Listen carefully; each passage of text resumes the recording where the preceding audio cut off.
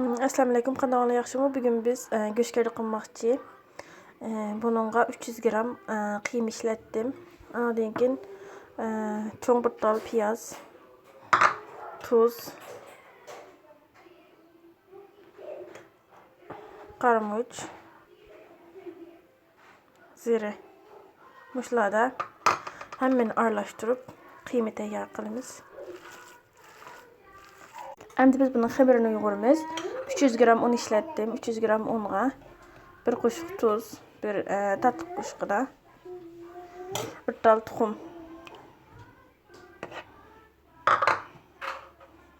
Ondan keyin soğuk su quyib xamir yoğuramiz.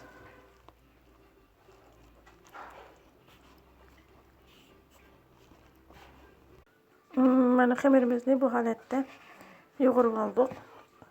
Bunu bir 15-20 minut tinqizman. Bizning xamirimiz tinib bo'ldi. Endi biz buni nefis holatda yayayman. Uzun qilib qilsanglar bo'ladi. Men yeyib arasiga sarma elib qat-qat qilmoqchi, shuning uchun yayayman. No'g'ushdan. Mana bu holatda ichib oldim. Endi men eritib olgan sarmayımni töküş arqılıq sarmayı da maylab turib arasını holatda. Hem yeriga tek holatda sarmayı surkayman. Qat-qat chiqish uchun bu. Agar qat-qat chiqmasin mayli desanglar, bu holatda qilmay zo'la qilib qilsanglar bo'ladi. Mana bu holatda maylab oldim. Endi men buni bu holatda üstiga qarata yogayman.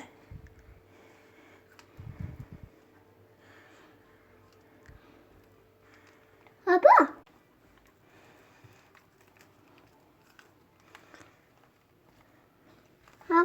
Mana bu holatda yogib oldik. Endi men kesib olaman. Bu holatda kesdik. Endi men buni bu holatda qilib no'g'ushda ichib yana zo'li qilib etib anadan keyin qilsaq bo'ladi. Yoki bo'lmasa bu holatda qilib no'g'ushda yumaloq holatda assanglar bo'ladi. Mana biz bu holatda xamirimni qilib oldim. Mana bu holatda qilib oldim. Endi biz buni tugishga boshlaymiz. Mana endi men bu tayyorlab olgan qiymamni buning ichiga elish orqali go'shkirdining shakliga kelib qiyma qilib olaman.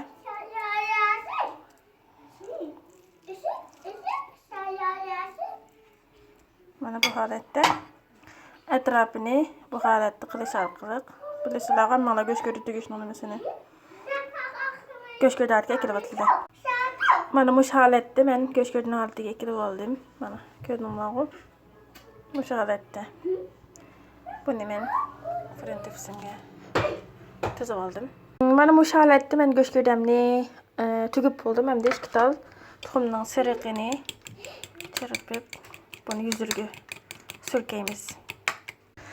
Men endi yuzurga bu tuxumning sirisini surkab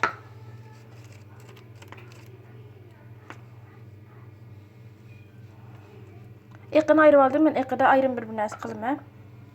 Şunu ayırıp koydum.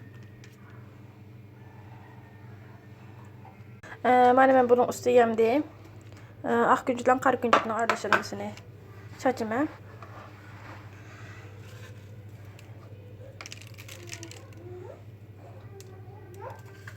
Mana bu holatda bo'ldi. Ben endi buni oldin isitib olgan 200 derecalik fırında yarım saat, ya'ni 25 minut 30 minut atrofida pishiraman. Endi biz bu arada azroq tuzimiz bilan muvafiq miqdor tuz bilan muvafiq miqdorda su aralashtirib va bu suvda aralashtirdim.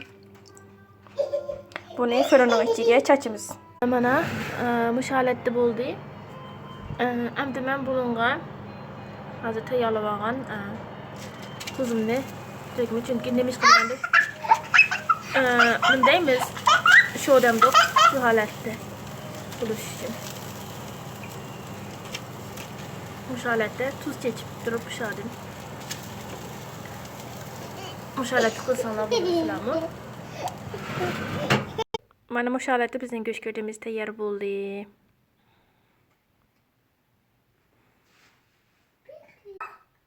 Oşu halatı kılsanlar buludu. Mana